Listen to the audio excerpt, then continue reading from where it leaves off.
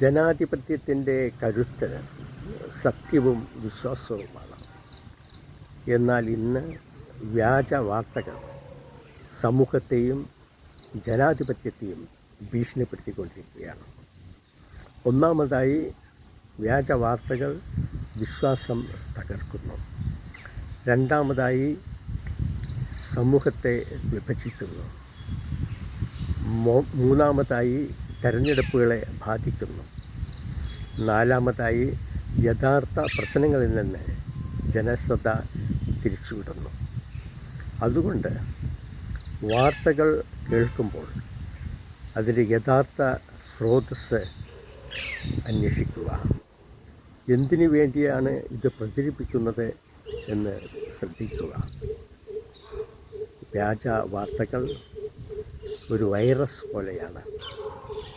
യഥാസമയം അത് തടഞ്ഞില്ലെങ്കിൽ അത് ജനാധിപത്യത്തെ തന്നെ തകർക്കും.